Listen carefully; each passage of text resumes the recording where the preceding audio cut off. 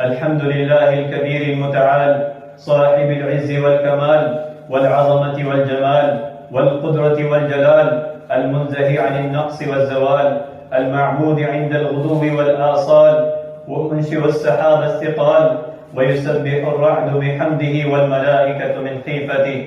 وأشهد أن لا إله إلا الله وحده لا شريك له، خلق الخلق فدبرهم وكتب آجالهم وأرزاقهم، فليس للعباد إلا ما قدر لهم، وما من دابة في الأرض إلا على الله رزقها ويعلم مستقرها ومستودعها، كل في كتاب مبين. وأشهد أن سيدنا محمد صلى الله عليه وسلم بلغ الرسالة وأدى الأمانة ونصح الأمة وجاهد في الله حق جهاده، تركنا على المحجة البيضاء ليلها كنهارها لا يزيغ عنها إلا هالك. اللهم صل وسلم وبارك على سيدنا ونبينا محمد وعلى آله وصحابته الأتقياء وصحابة الأوفياء والتابعين لهم ومن تبعهم بإحسان إلى يوم الدين. أما بعد، يا أيها الذين آمنوا اتقوا الله حق تقاته ولا تموتن إلا وأنتم مسلمون.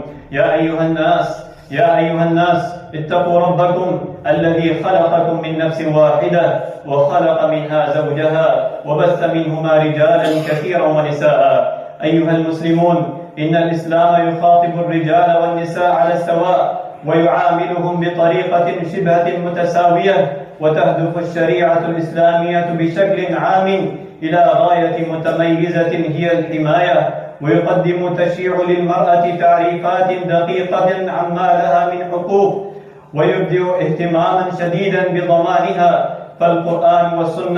فالقرآن والسنة يحضان على معاملة المرأة بعدل ورفق وعطف، مما لا ريب فيه إن الإسلام رفع شأن المرأة وحسن حالها، بل إن النبي صلى الله عليه وسلم أوصى الزوجات بطاعة أزواجهن، وقد أمر برفق بهن ونهي عن تزويج الفتيات كرها وعن أكل أموالهن. ولم يكن للنساء نصيب في المواريث أيام الجاهلية، بل إن الرجل كان إذا بشر أهله ببنت اسود وجهه، وقال تبارك وتعالى: وإذا بشر أحدهم بالأنثى ظل وجهه مسودا وهو كظيم يتوارى من القوم من سوء ما بشر به، أيمسكه هون أم يدسه في التراب، ألا ساء ما يحكمون. للذين لا يؤمنون بالآخرة مثل السوء، ولله المثل الأعلى وهو العزيز الحكيم. ومن صور تكريمها أيضا قد نزلت سورة خاصة بهن تسمى سورة النساء، توضح فيها أحكام الموارث وكيفية معاملة المرأة في حال نشوزها. فقال الله تبارك وتعالى: الرجال قوامون على النساء بما فضل الله بعضهم على بعض وبما أنفقوا من أموالهم، والصالحات قانتات حافظات للغيب بما حفظ الله، واللاتي تخافون نشوزهن فعظوهن واهجروهن في المضاجع واضربوهن، فإن أطعنكم فلا تبغوا عليهن سبيلا، إن الله كان عليا كبيرا. ولا شك أن الإسلام أمر بحسن معاشرة الزوجة، وقال الله تبارك وتعالى: وعاشروهن بالمعروف فإن كرهتموهن فعسى أن تكرهوا شيئا ويجعل الله فيه خيرا كثيرا. وقال صلى الله عليه وسلم في خطبة حجة الوداع: فاتقوا الله في النساء فإنكم أخذتموهن بأمان الله واستحللتم فروجهن بكلمة الله، ولكم عليهن ألا يؤتين فروشكم أحدا تكرهونه، ولهن عليكم رزقهن وكسوتهن بالمعروف. وقال صلى الله عليه وسلم: خيركم لأهلي وأنا خيركم لأهلي، أو كما قال عليه الصلاة والسلام. وفي الجاهلية كانوا يقتلون البنات وهن أحياء، ولما جاء الإسلام حث على تحريم وأد البنات، فقال الله تبارك وتعالى: وإذا الموءودة سئلت بأي ذنب قتلت، وأمر بمعاملة النساء والأيتام بالعدل. وقال النبي صلى الله عليه وسلم: من ابتلي من هذه البنات بشيء فأحسن إليهن كن له سترا من النار. وقال: من عال جاريتين حتى تبلغا جاء يوم القيامة أنا وهو وضم أصابعه، أو كما قال عليه الصلاة والسلام. أيها المسلمون، لقد كرم الإسلام المرأة بكونها أما، بأن أوصى الأبناء بحسن معاملة الآباء وخاصة الأم، فقد صور القرآن الكريم هذا الأمر في تصوير بليغ ومعجز في أكثر من وضع. فقال الله تبارك وتعالى: وقضى ربك ألا تعبدوا إلا إياه وبالوالدين إحسانا، إما يبلغن عندك الكبر أحدهما أو كلاهما فلا تقل لهما أف ولا تنهرهما وقل لهما قولا كريما. وقال تبارك وتعالى في مقام آخر: ووصينا الإنسان بوالديه حملته أمه وهنا على وهن وفصاله في عامين أن اشكر لي ولوالديك إلي المصير. وقد ورد في سنة النبي صلى الله عليه وسلم: فقد جاء رجل إلى رسول الله صلى الله عليه وسلم فقال: يا رسول الله من أحق الناس بحسن صحابتي؟ قال: أمك. قال: ثم من؟ قال: ثم أمك. قال: ثم من؟ قال: ثم أمك. قال: ثم من؟ قال: ثم أبوك، أو كما قال عليه الصلاة والسلام. أعوذ بالله من الشيطان الرجيم. من عمل صالحا من ذكر أو أنثى وهو مؤمن فلنحيينه حياة طيبة ولنجزينهم أجرهم بأحسن ما كانوا يعملون. بارك الله لنا ولكم في القرآن والسنة، ونفعنا وإياكم بما فيهما من الآيات والحكمة. أقول قولي هذا وأستغفر الله لي منكم ولسائر المسلمين من كل ذنب وخطيئة، فاستغفروه إنه هو الغفور الرحيم.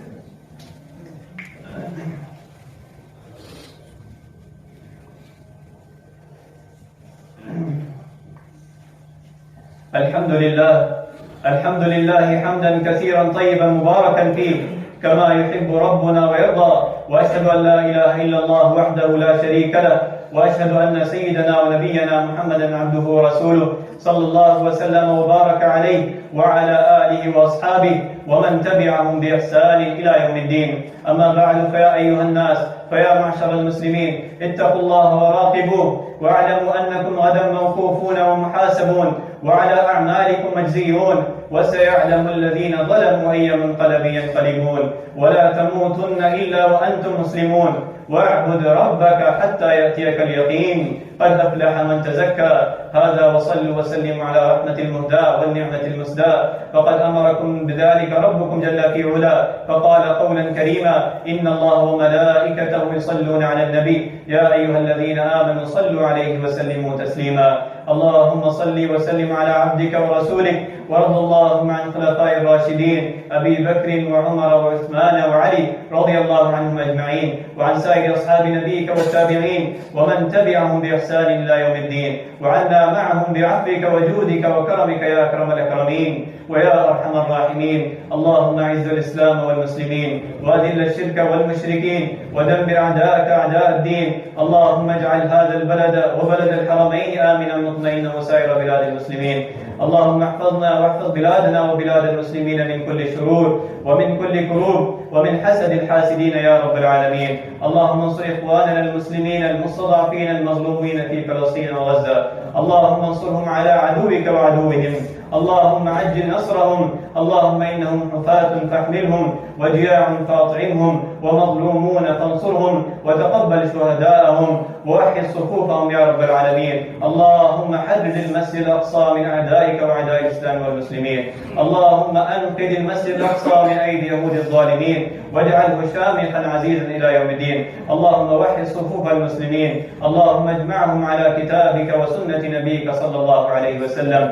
اللهم احسن عاقبتنا في الأمور كلها، وأجرنا من خزي الدنيا وعذاب الآخرة. اللهم إنا نعوذ بك من زوال نعمتك وفجاءة نقمك وجميع سخطك يا رب العالمين. اللهم إنك عفو تحب العفو فاعف عنا. اللهم اشف مرضانا ومرضى المسلمين. اللهم اغفر للمسلمين والمسلمات والمؤمنين والمؤمنات الأحياء منهم والأموات، إنك سميع قريب مجيب الدعاء. ربنا آتنا في الدنيا حسنة وفي الآخرة حسنة وقنا عذاب النار.